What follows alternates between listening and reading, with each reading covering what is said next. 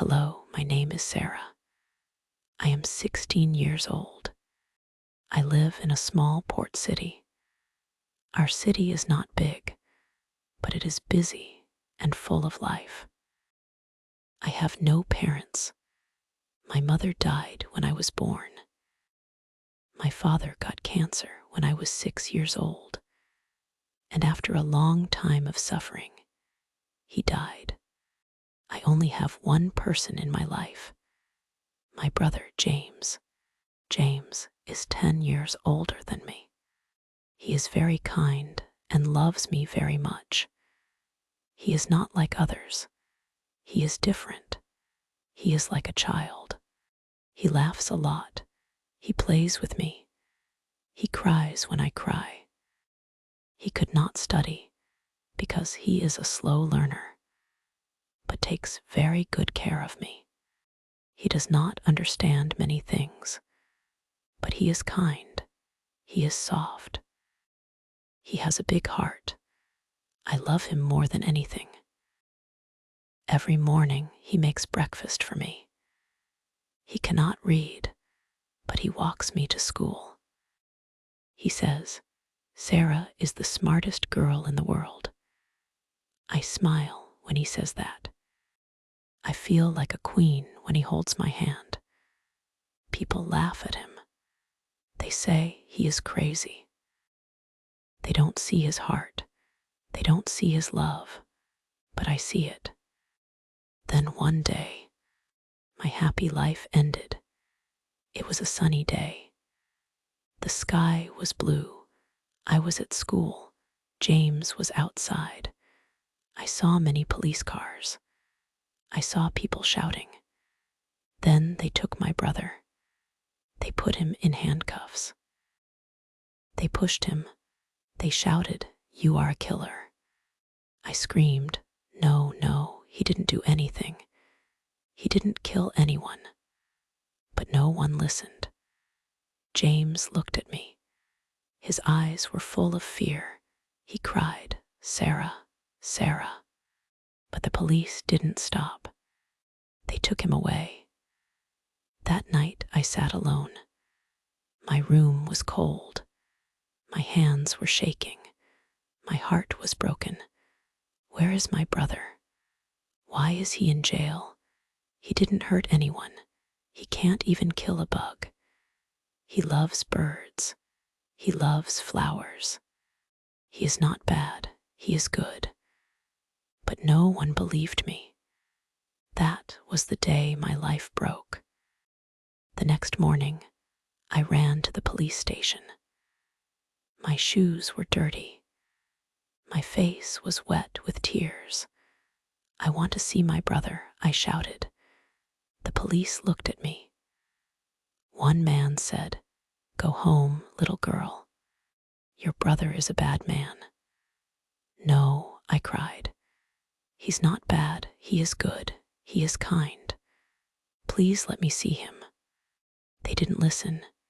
They closed the door. I sat outside for many hours. My stomach was empty. My hands were cold. I waited and waited, but no one opened the door. Later, a kind old man came out. He was a janitor.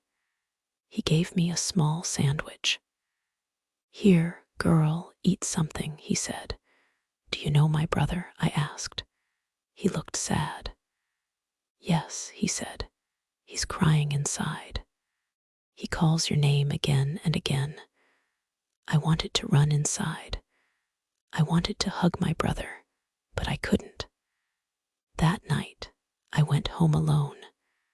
The house was quiet, too quiet.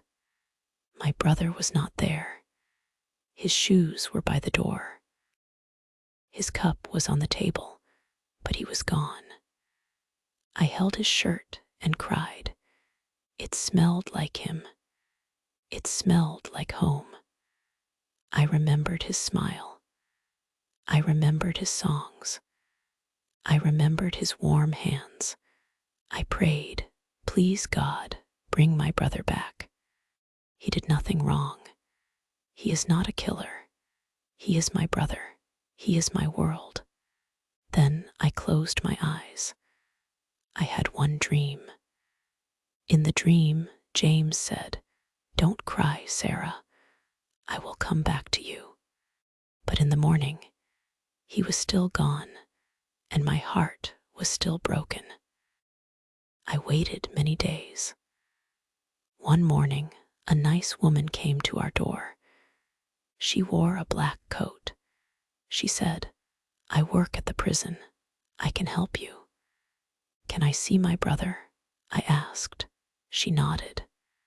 "Yes, but only for 5 minutes." My eyes filled with tears. I ran to get my coat. I didn't want to waste 1 second. We walked to the prison. The building was big and gray. It looked like a sad mountain. My heart beat fast. Inside, everything was cold. The air felt heavy. I saw many men in uniforms. I saw big doors made of metal. They made loud sounds when they opened. Finally, I saw him.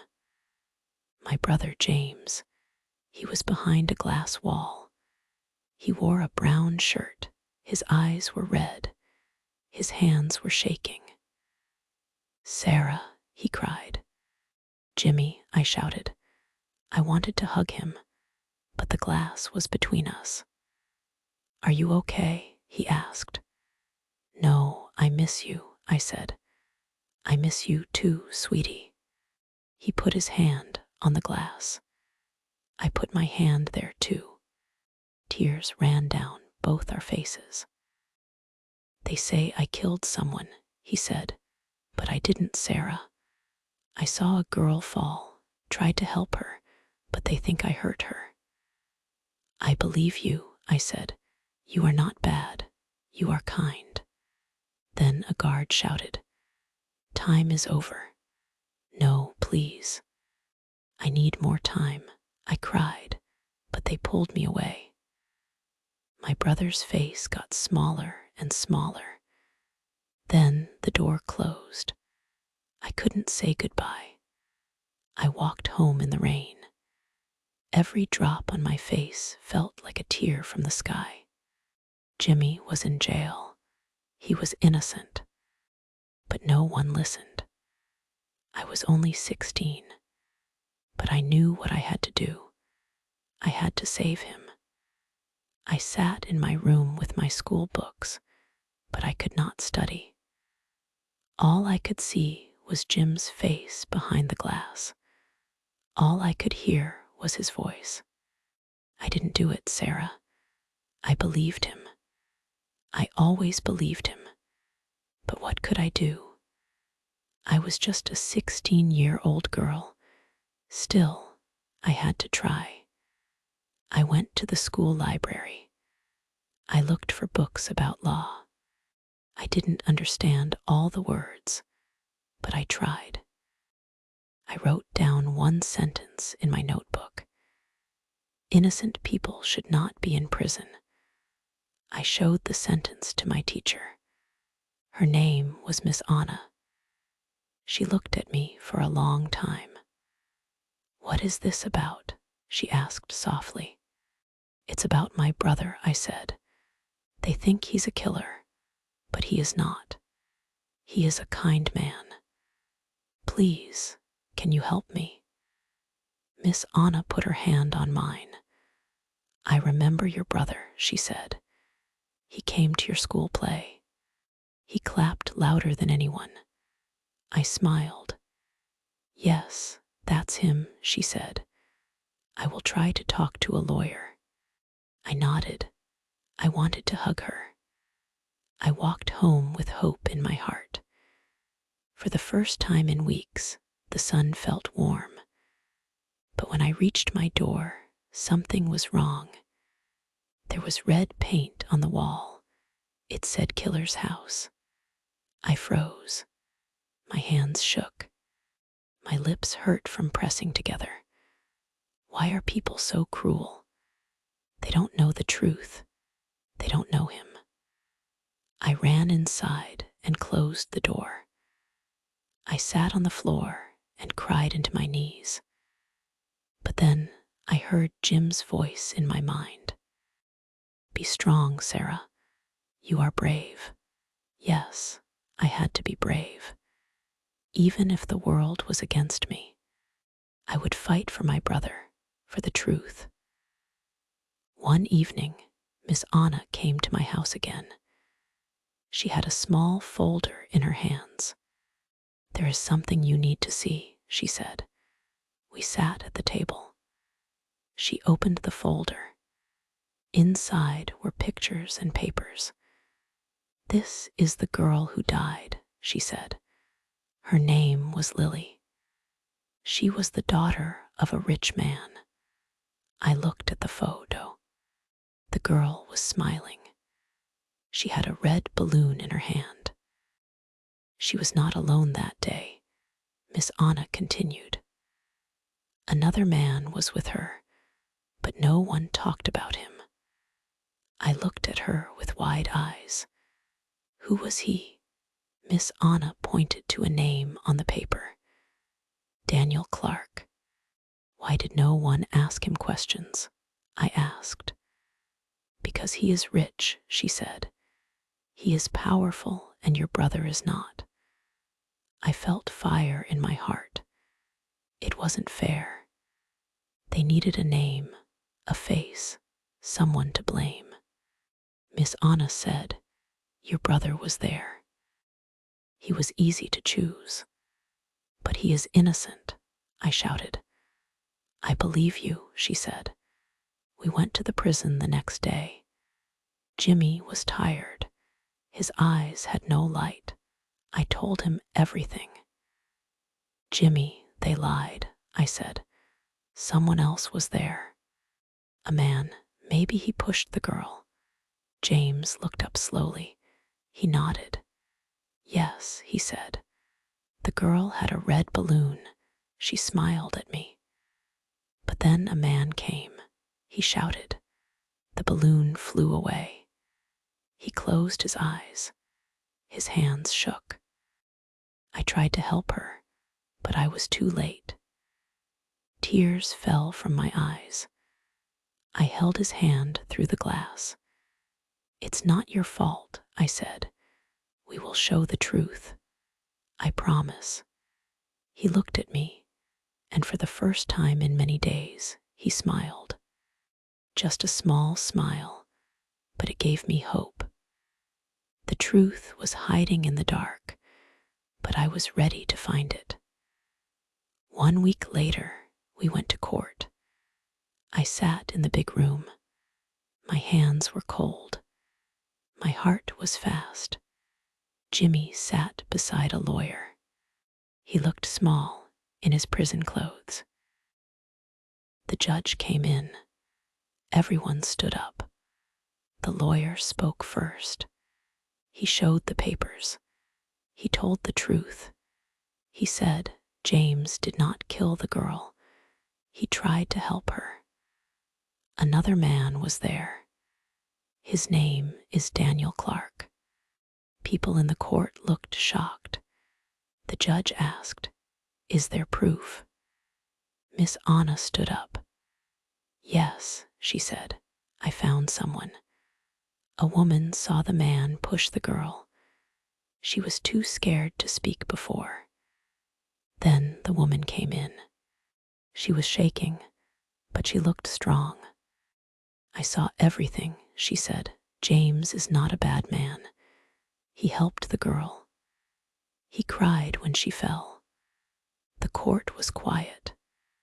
The judge looked at Jimmy. "You are free to go," he said.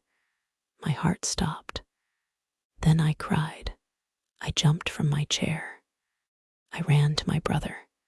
"Jimmy," I shouted. He opened his arms. I ran into them. We both cried and laughed at the same time. "I told you I would come back," he said. "Yes," I whispered. "You did." We walked out of the court together. The sun was shining. The air felt new. People outside clapped for Jimmy. Some said sorry. Some cried too, but we didn't care about the people. We were together. At home, I made tea. Jimmy sat on his old chair. He looked at the birds outside. He smiled. Home, he said softly. Yes, I said. Home. That night I looked at the stars. I looked at him happily. He is not perfect, but he is my brother. And he is not a killer. He has a gentle and kind heart. He is my supporter. Thank you for listening to my story. It was a story about love, truth, and hope. If you have someone you love, hold them close. Believe in them. Never give up. Thank you for watching. Please like, share, and subscribe for more beautiful and emotional stories. See you in the next one.